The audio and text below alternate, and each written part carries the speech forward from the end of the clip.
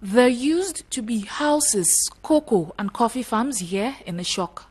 It was all swept away by a mud flow whose trigger is still to be determined. This man lived here with his wife and 3 kids. My wife was inside the house when myself, I slept in the other compound that I have. Before me coming here to see what has been going on, I never saw nothing. I never saw nothing. The house was gone, the children gone, and my wife. Joseph's wife and one of his daughters were rescued and rushed to the hospital. The other daughter and the son are still missing. Up to today, we are always in the river. We never seen the 2 children gone. About a dozen kilometers up a hill in Bebong, a 28-year-old palm wine tapper saw the mud flow and nearly died. I discovered at around 6:10 that there was some sound just beside me. So I get out, I stood just by and watched around where I was. I saw stones, sticks, everything was coming just beside me. I wanted to put my legs, I saw the mud. I discovered there was just mud everywhere. There was no way. So I struggled before I went and tied in the mud.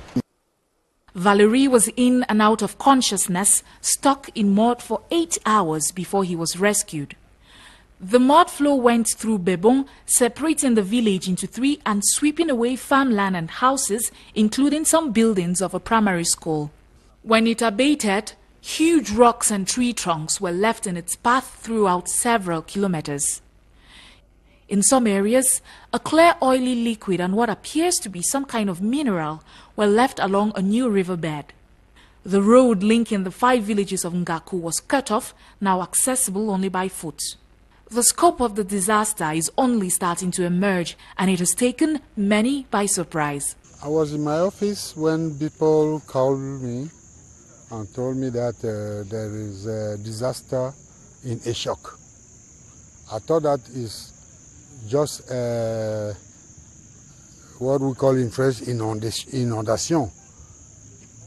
But when we reached the place with the SDO, we realized that the catastrophe was very important.